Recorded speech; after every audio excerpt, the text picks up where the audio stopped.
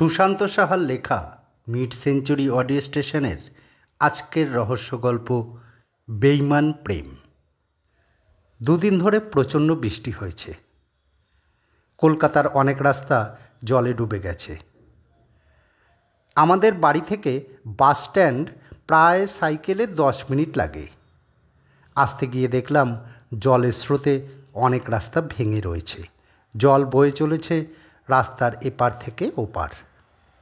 খেলার মাঠগুলো জলে থই থই করছে। বড়রা ছোটরা নেমে পড়েছে মাছ ধরতে। আজ সুনিতার আসার কথা। সকাল থেকে বৃষ্টি নেই, তাই আমি প্রচণ্ড উৎসাহ নিয়ে এসে দাঁড়িয়েছি বাস স্ট্যান্ডে। লাস্ট যেদিন দেখা হয়েছিল সেদিনকেই কথা হয়ে গেছিল আজ আমাদের দেখা হবে। এখন 1:30 বাজে। সুনিতা 2টোয় আসবে বলেছে। ও দেখেছেন, আমি তো আমার পরিচয়টাই দেইনি। আমি সায়ন, টালিগঞ্জে থাকি, মধ্যবিত্ত ঘরের ছেলে। মাধ্যমিক অবধি পড়াশোনা করে এখন নাটক নিয়ে মেতে আছি। নিজের খরচ চালাবার জন্য সকালে নিউজ পেপার দেই, আর মাঝে সাঝে ক্যাটারিংয়ের কাজে যাই। আমার আর সুনিতার প্রায় 1 বছরের প্রেম। শ্যামবাজারে থিয়েটারের রিহার্সাল করতে গিয়ে আলাপ হয়েছিল। সুনিতা আমাদের নতুন নাটকের নায়িকা। ডিরেক্টর নিজে হিরোর চরিত্র করছে। আমি ছোট একটা চরিত্র পেয়েছি। এখন 4টে বাজে। আমি এখানে এসে দাঁড়িয়েছি 1:30টায়। 2.5 ঘন্টা হয়ে গেল। একটা করে বাস এসে থামলেই ভাবছি এই বাস থেকে হয়তো নামবে, কিন্তু বিকেল 5টা অবধি দাঁড়িয়ে রইলাম, সুনিতা এলো না। আজকের মতন তখন মোবাইল ছিল না, তাই খোঁজ খবর নেওয়ার উপায় নেই। প্রচণ্ড খারাপ লাগলো। অজানা এক কষ্ট বুকে চেপে বসল। বাস স্ট্যান্ড থেকে মনমরা হয়ে বাড়ি ফিরে এলাম। কিছু ভালো লাগছিল না, মন প্রচণ্ড খারাপ। ঠিক করলাম ওর বাড়ি যাব। সুনিতার বাড়ি রাজপুর, ওখানে ওরা ভাড়া থাকে। কিন্তু যখন ঠিক করলাম ওর বাড়ি যাব তখন সন্ধ্যে 7টা। টালিগঞ্জ থেকে সাইকেল চালিয়ে যেতে 8টা বাজবে অথবা তারও বেশি। এখন বের হলে মাও রাগ করবে। থাক, কাল সকালে যাব। খিদে পাচ্ছিল না। আসলে বুঝতে পারছিলাম মন খারাপের জন্যই খাওয়ার ইচ্ছে হচ্ছে না। তবুও মায়ের বকাবকিতে খেতে বসতে হলো। কোনো রকম খেয়ে বিছানায় এসে শুলাম। এই ঘরে আমি একাই শুই। মা বাবা শোয় পাশের ঘরে। অনেক রাত হলো, কিছুতেই ঘুম আসছে না। আসলে সুনিতা এর আগে কোনোদিনও এমন করেনি। যতই অসুবিধে হোক, কথা দিলে ঠিক কথা রেখেছে। প্রথম যখন আমার সাথে রিহার্সাল করবে বলে আমাদের বাড়িতে এলো, আমার সে কি আনন্দ। আসলে যেদিন সুনিতাকে প্রথম দেখেছিলাম সেদিনই প্রেমে পড়ে গেছিলাম। তাই যখন ও আমার সাথে ছোট্ট একটা সিনের জন্য রিহার্সাল করতে আসলো, আমি প্রেমের প্রপোজাল দিতে দেরি করলাম না। জানিয়ে দিলাম আমার মনের কথা। ও সেদিন নির্দ্বিধায় অ্যাকসেপ্ট করল। আমি বুঝলাম রিহার্সাল শুধু অজুহাত। ও আমাকে লাইক করত, শুধু আমি বলার অপেক্ষা করছিল। চিন্তা করতে করতে জানি না কখন ঘুমিয়ে পড়েছি। ঘুম ভাঙল দরজার আওয়াজে। কেউ বাইরে থেকে নক করছে। কে ডাকছে এত রাতে? মা বাবা তো পাশের ঘরে শুয়ে। ওরা ডাকলে ভিতরের ঘরের দরজায় নক করবে। এটা বাইরের দরজা। রাস্তার কুকুরগুলো যেন আজ বাড়ির বাইরে জড়ো হয়েছে। কি প্রচণ্ড জোরে জোরে ডেকে চলেছে। তবে কি চোর এলো? না, চোর তো নক করে দরজা খুলতে বলবে না। তবে কি পাশের বাড়ির কারো কিছু হলো? হেল্প চাইতে এসেছে? প্রায় থেমে থেমে দরজায় আওয়াজ হয়েই চলেছে। বাধ্য হয়ে বিছানা ছেড়ে দরজার কাছে গিয়ে জিজ্ঞাসা করলাম, কে? কিন্তু কোনো উত্তর পেলাম না। আওয়াজ থেমে গেল। কিছুক্ষণ অপেক্ষা করলাম। যখন কোনো উত্তর না পেয়ে বিছানার দিকে ফিরে আসছি, তখনই আবার আওয়াজ। এবার খুব বিরক্ত হলো। জোর পায়ে এগিয়ে গিয়ে দরজা খুলে দেখি কেউ নেই। বাইরেটা ঘুটঘুটে অন্ধকার। রাস্তার লাইট পোস্টের বাল্বটাও জ্বলছে না। অবশ্য বাল্ব কেটেছে প্রায় 1 সপ্তাহ হয়ে গেছে। আমি সাহস করে ধীর পায়ে বাইরে বের হলাম। দেখলাম কুকুরগুলো আমাদের বাড়ির দিকে তাকিয়ে চিৎকার করে চলেছে। এবার আমি ভাবলাম নিশ্চয়ই বাড়িতে চোর ঢুকেছে, না হলে কুকুরগুলো এইভাবে বাড়ির দিকে তাকিয়ে চিৎকার করবে কেন। তাড়াতাড়ি ঘরে ফিরে এলাম। দরজার পাশ থেকে দরজার খিলের কাঠ তুলে বের হতে যাব, বুকটা চমকে উঠল। দেখি একটি সুন্দর সাদা রঙের সালোয়ার কামিজ পরে আমার খাটে বসে সুনিতা, চুলগুলো পিঠের উপর ছড়ানো। আমি যেন কেমন হয়ে গেলাম। বুঝে উঠতে পারছিলাম না সুনিতা এত রাতে এখানে এলো কোথা থেকে। সুনিতা আমার মনের অবস্থা বুঝে নিয়ে হাসে, বলে বিকেলে আসতে পারেনি, তাই এখন সে দেখা করতে এসেছে। কথাটা শুনলাম বটে, কিন্তু অবাক ভাবটা গেল না। সুনিতা দরজা বন্ধ করে ওর পাশে গিয়ে বসতে বলে। আমার মনে আনন্দটা যেন আবার জাগিয়ে উঠতে শুরু করে। আমি দরজা বন্ধ করে সুনিতার পাশে গিয়ে বসি। সুনিতা কিছুক্ষণ আমার দিকে চোখের পলক না ফেটে তাকিয়ে থাকে। ও যেন আমাকে শেষবারের মতন নয়ন ভরে দেখছে। এরপর চোখ সরিয়ে হঠাৎ করে সুনিতা খাট থেকে নেমে সামনে কাঠের চেয়ার টেনে নিয়ে আমার সামনে বসে। আমি ওকে জিজ্ঞাসা করলাম ও এত রাতে কোথা থেকে এইভাবে এলো। আমার প্রশ্ন এড়িয়ে জবাব দিল, আজ নাকি আমাদের শেষ দেখা।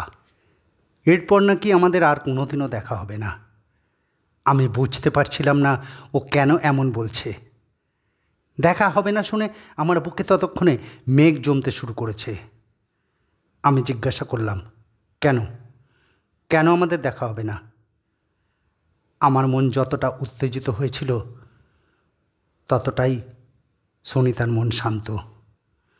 ও শান্তভাবে জানালো ও গত 2 দিনের বৃষ্টিতে ঘর চাপা পড়ে মারা গেছে। আমার মনে ঝড় উঠে ভূমিকম্প হতে শুরু করলো। কষ্টে দুঃখে হৃদয় আমার ফেটে বেরোবার মতো অবস্থা। আমার 2 চোখ থেকে জল গড়াতে শুরু করে। আমি ওকে বললাম, প্লিজ প্লিজ মজা করো না, আমার ভীষণ কষ্ট হচ্ছে। সুনিতা শান্তভাবে বলে, বাস্তবটা তো মেনে নিতেই হবে। আমি বুঝতে পারছিলাম না কি করব। এক নিমিষে আমাদের ভালোবাসা, আমাদের স্বপ্ন সব কোথায় যেন হাওয়ায় মিলিয়ে গেল। আমি ওকে 2 চোখ ভরে দেখতে থাকলাম। যখন আমি মনে প্রাণে ভেবে নিলাম সুনিতাকে আমি শেষ দেখা দেখছি, ঠিক এমন সময় ভিতরের ঘর থেকে বাবা মা দরজায় আওয়াজ করে আমাকে ডাকলো। আমার ঘোর কাটে। আমি সুনিতাকে বসতে বলে দরজার দিকে এগিয়ে গিয়ে দরজা খুলি। বাবা মা জিজ্ঞাসা করে আমি কার সাথে কথা বলছিলাম, কাঁদছিলাম কেন। বাবা মার কোনো কথাই যেন আমার কানে পৌঁছচ্ছিল না। আমি পিছন ফিরে সুনিতার দিকে তাকাই। সাথে সাথে 440 ভোল্টের কারেন্ট খাওয়ার মতো বুকটা আমার কেঁপে ওঠে। চেয়ার ফাঁকা, সুনিতা নেই। আমি হাউ হাউ করে কেঁদে মাটিতে বসে পড়ি। বাবা মাকে বলি সব কথা।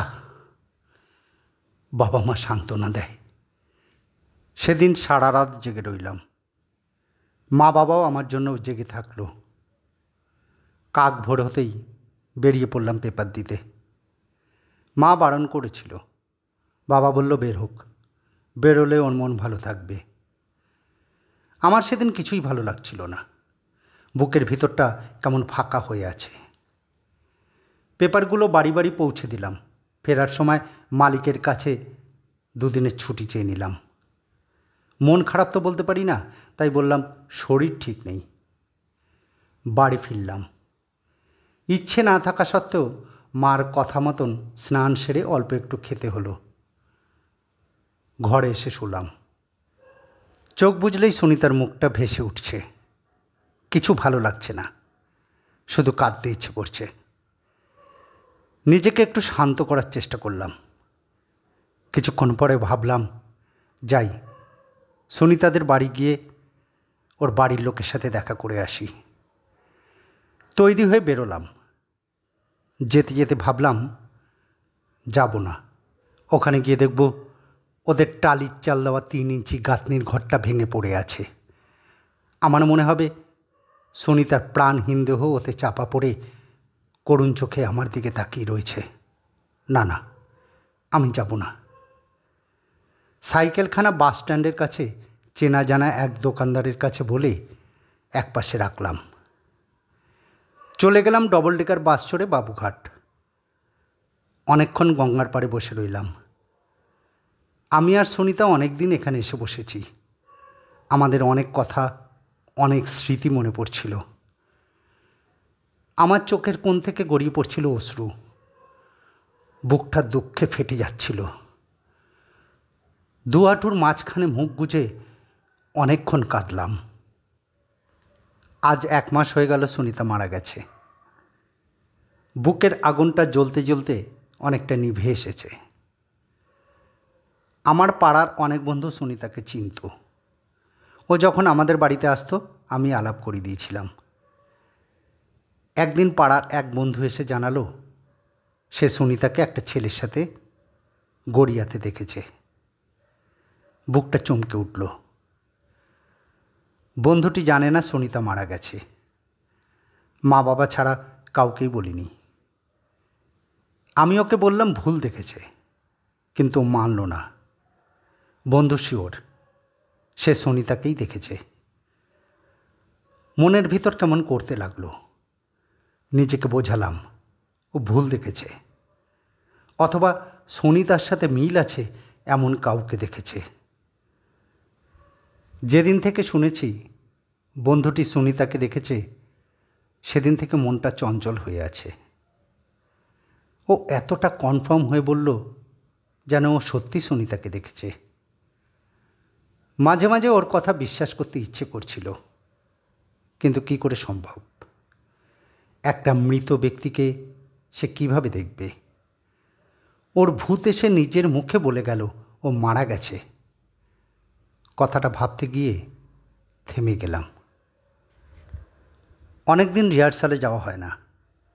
সামনের মাস থেকে নাটক শুরু হবে।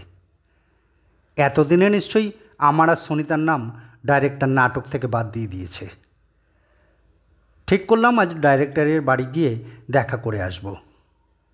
তারপরেই মনে হলো, আচ্ছা সুনিতা ঘর চাপা পড়ে মারা গেছে, কিন্তু ওর মা বোন ওরা বেঁচে আছে তো?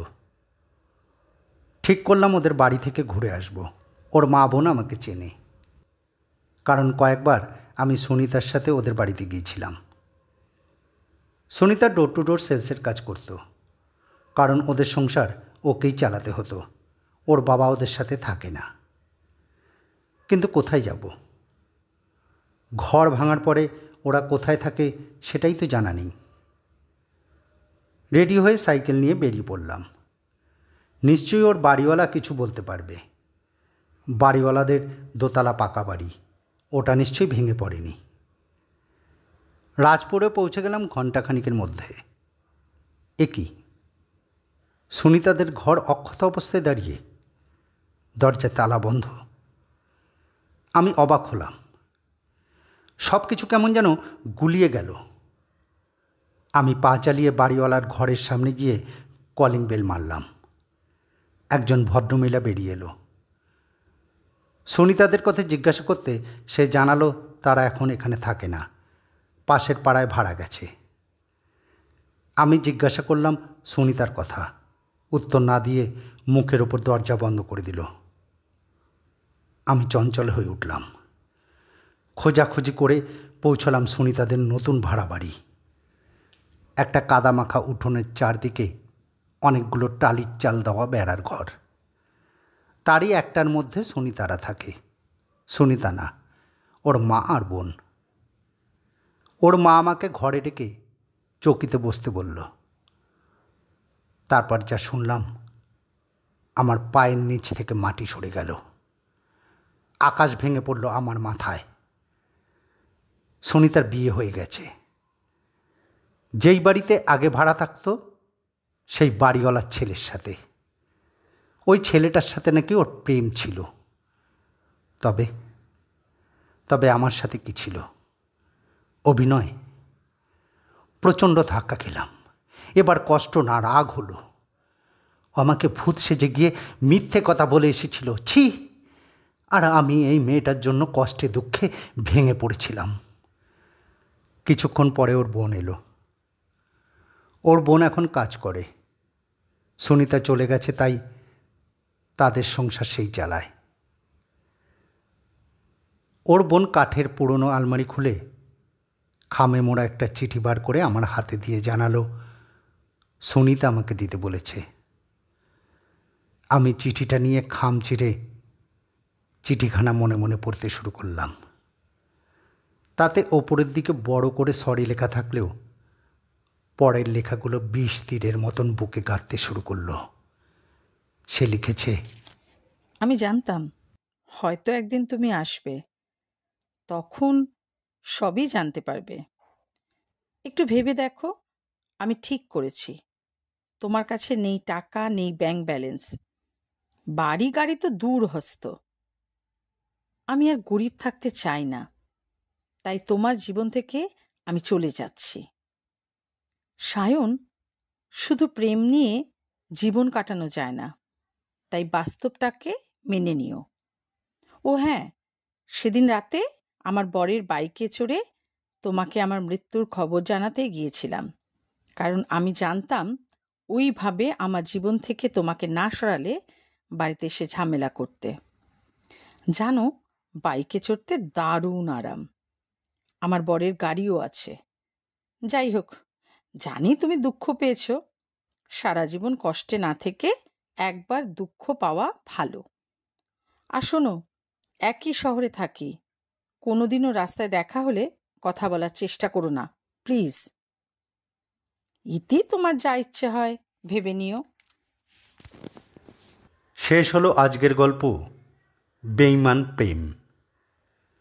গল্প পাঠিয়েছিলাম আমি, সুশান্ত। আরও ভালো ভালো গল্প শুনতে সাবস্ক্রাইব করে রাখুন আমাদের YouTube channel mid century audio station. তবে আজকের মতন বিদায় নিচ্ছি। সবাই ভালো থাকবেন।